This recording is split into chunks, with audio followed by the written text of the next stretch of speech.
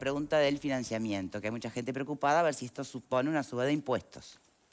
Lo que es interesante es cuando mucha gente nos pregunta el tema de dónde viene el financiamiento, acuérdense cómo arrancó esta propuesta, ¿no?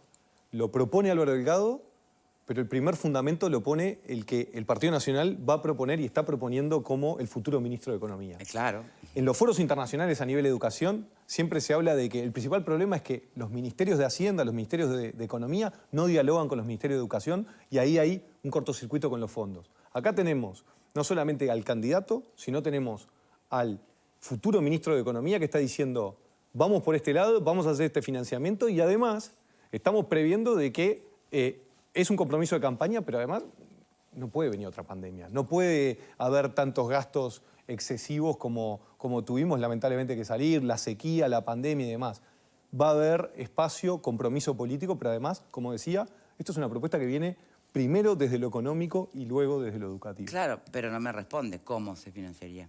¿Cómo te puedo hacer el planillado que podemos ir al Parlamento y ¿De lo dónde podemos sale ver? ese dinero? Con fondos públicos, claramente. Sí, sí, bueno, obvio. Sí, con fondos públicos. Y priorizar. Esa asignación de recursos que se pone en la ley de presupuesto en el primer año y quedan asignados quinquenalmente.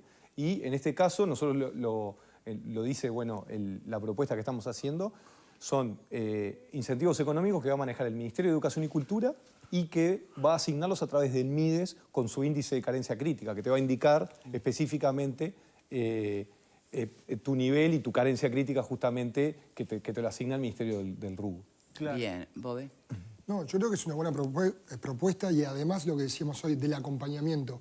El que el joven se mantenga en la comunidad educativa es muy bueno.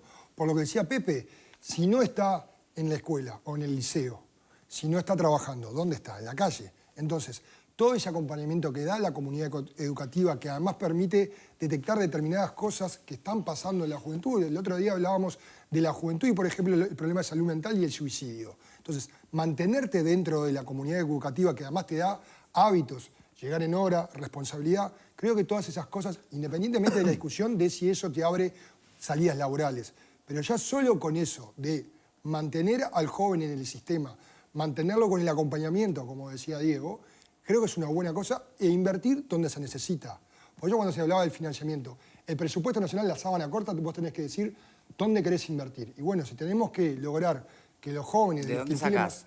¿A alguien le sacás para poner Está bien, pero bueno, torta, hemos hablado de la eficiencia del Estado. Hemos visto que se gasta mal. Bueno, seguir afinando el lápiz en el presupuesto, que para eso está el mensaje que envía el Poder Ejecutivo y después los parlamentarios que... Pero ¿por qué, por ejemplo, esta administración sacó becas, no?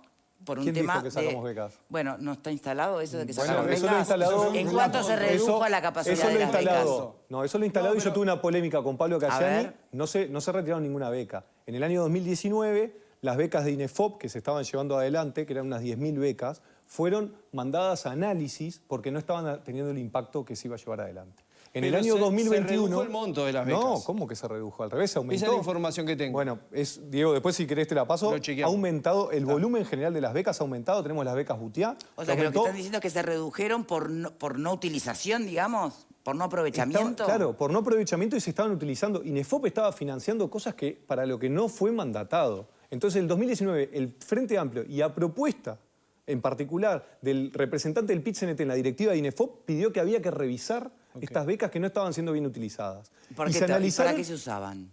Se utilizaban, por ejemplo, se estaban financiando cosas como formación docente cuando eran para reinserción. Pero las becas que otorgaba el Ministerio de Educación y Cultura, donde usted jerarca, ¿se mantienen, incluyendo la de formación en educación, todos esos paquetes de formación en educación no estaban, Diego. Acordate que formación en educación, el Ministerio de Educación y Cultura nunca las pagó y nosotros hoy en día estamos pagando arriba de 250 millones de pesos anuales que antes no existían. Y las becas de enseñanza media, que hoy en día se llaman becas Butiá, pasamos de atender a 10.000 jóvenes a atender 15.000 y en vez de pagarle 9.000 a 10.500 pesos a cada uno. Aumentó el volumen, aumentó la cantidad y además tenemos una evaluación de impacto. Porque hoy en día estamos todos preocupados y a veces la hipocresía que Pepe hablaba un poco en el principio. Sí. Se les va a dar plata. Pero lo importante no es que se le dé plata, se le da plata y después lo vamos a evaluar, vamos a saber para qué sirvió. Bueno, nosotros evaluamos todas las becas. Está bueno que haya salido el ministro de Economía, porque la contracara del se le va a dar plata sería que los quintiles 1 y 2 mejoren sus ingresos y mejoren su inserción laboral. Y no es lo que ha pasado. sea, los ingresos promedio en términos reales de los hogares mejoraron, pero los quintiles 1 y 2 disminuyeron sus ingresos. No, eso es, entonces, eso es así, lo publicó una prestigiosa consultora económica. Del 2022 al 2024, eso va a subir lo discutimos cuando en quiera. todos los quintiles. Los quintiles de menores ingresos no mejoraron. Entonces le estamos dando en realidad lo que están perdiendo por su actividad consecuencia de COVID, COVID, inflación y sequía. Del 2022 al 2024, todos los números. ¿Sería mejor que se lo pudieran ganar los hogares? Yo creo que sí. ¿Cómo? ¿Que sería mejor que este dinero se lo pudieran ganar los hogares y no se lo tenga que dar el Estado? Yo creo que sí. Un liberal te va a decir siempre eso, pero ¿sabes cuál es el problema que tenemos? Bueno, pero al ministro de Economía le exige una respuesta en ese sentido. El ministro de Economía, lo que está haciendo el futuro ministro de Economía, si es que va a ser la ABAT, le está diciendo... Sí, ya anunciaron. Yo esto lo puedo... ¿Qué sería? Yo esto lo puedo bancar, esto lo puedo financiar. Porque en realidad... Vamos a ser claros. ¿En qué vamos pero tiene el mismo déficit fiscal que en el 2019 consideraban inaceptable. ¿En qué vamos a invertir los uruguayos? Vamos a invertir $10 cada uruguayo por año para bancar esto, para tratar de sacar... Yo te recuerdo que el déficit fiscal que tiene el gobierno hoy, en el 2019 lo consideraban inaceptable. ¿Y cuál es el problema? Y con los ingresos que tenía el país era bastante inaceptable, ¿no? Sí. O sea, no tuvieron pandemia, hay una diferencia. Hoy el país está mucho más endeudado de lo que estaba en el 2019. Está mucho más Pasamos de educación a economía. Yo lo que tengo para decir bien claro es... Las becas en Uruguay, este gobierno es el gobierno que más becas ha entregado, no solamente en cantidad de estudiantes, sino también en cantidad de dinero. Eso está, lo pueden ver en las redes. Bueno, pero está bien que se haya aclarado ese punto porque lo estaba... Bueno, generalmente cuando una mentira se repite muchas veces... Es un relato. No, y es razonable que a los televidentes les preocupe de dónde va a salir la plata para esto, porque si ven la noticia saben que el déficit fiscal sigue muy alto. Entonces dice, bueno, ¿dónde va a salir? Porque el país tampoco está creciendo lo suficiente. Entonces, esta propuesta, si la miramos... que perdimos por haber gastado en Gas Sayago, ¿no? Si la miramos aisladas... en Gas Sayago. ¿O no? Sí, y en tantas bueno, cosas. estamos yendo un poco para atrás. Me gustaría la reflexión final de nuestro invitado, por favor, Baroni.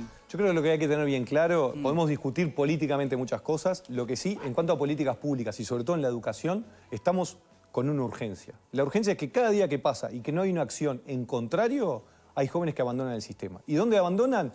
Algunos a trabajar, pero otros terminan en situaciones que no son las deseables, no es conveniente. Hablamos después de salud mental, hablamos de un montón de situaciones muy complejas. Sin embargo, cuando empezamos a hablar de estas cosas, estamos poniendo una propuesta bien concreta que marca la tónica de la campaña, que se marca que hay que hablar de educación y que además lo que estamos haciendo es mejorando todos los días las propuestas. Así que yo creo que esto lo que termina haciendo es mejorar el debate público, darle propuestas a cada uno de los votantes para que agarre y diga cuál me gusta más, y al final del día, en octubre y noviembre, termina definiendo cuál es la mejor propuesta. Director Nacional de Educación, Gonzalo Baroni, muchísimas gracias por habernos acompañado. Muchas gracias a ustedes.